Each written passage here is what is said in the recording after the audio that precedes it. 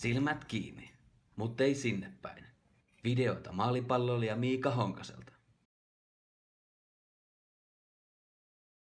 No niin, moro moro taas. Ja tervetuloa taas mun seuraaja.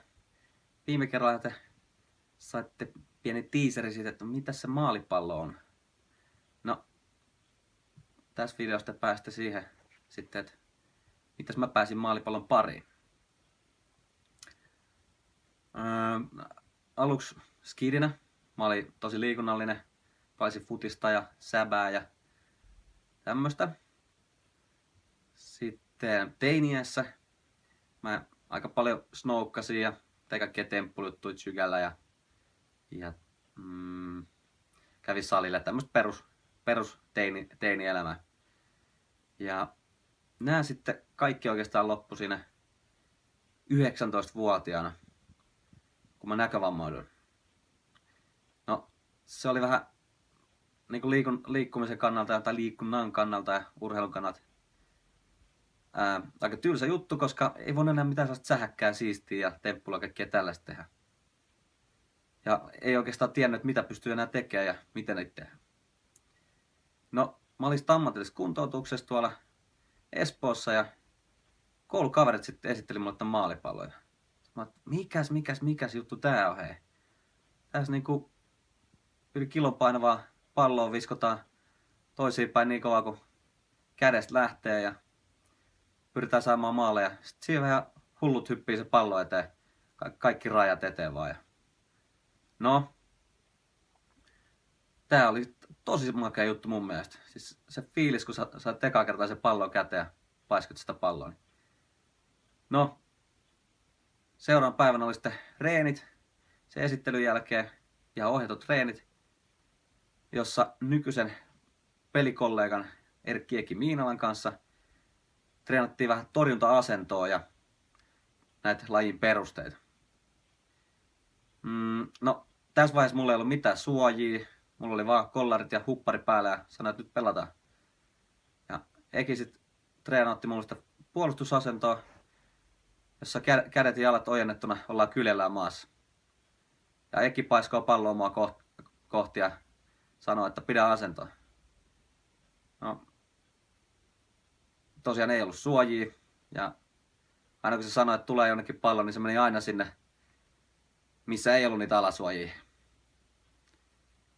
No, tästä viisastuneena ostin suojat ja aloitin pelaa maalipalloa.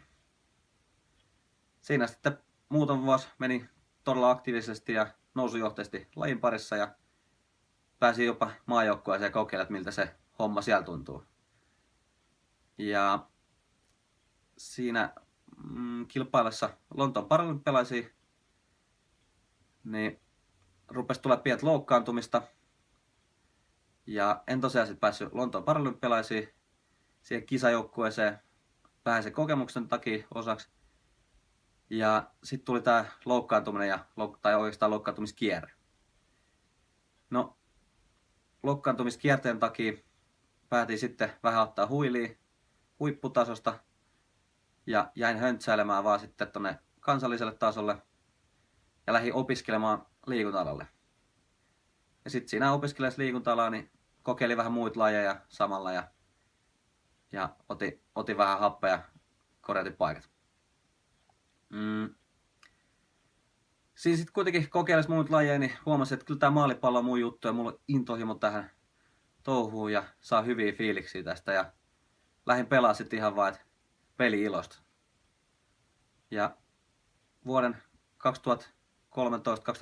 2013-2014 kauden jälkeen niin huomasin, että ei kyllä tää on mun juttu ja voisi jopa lähteä takas maajoukkoon meininkiin.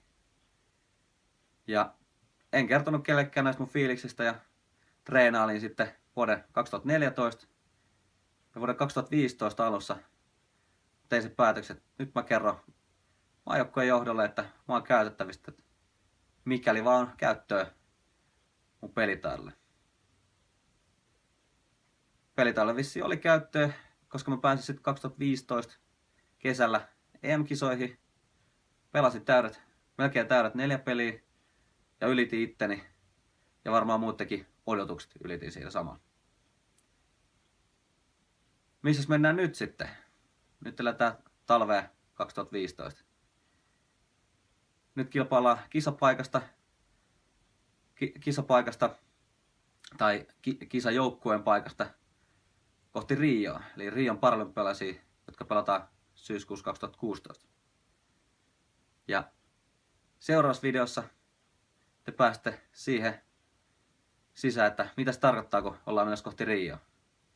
Pysykää mukana ja ei muuta kuin nauttimaan.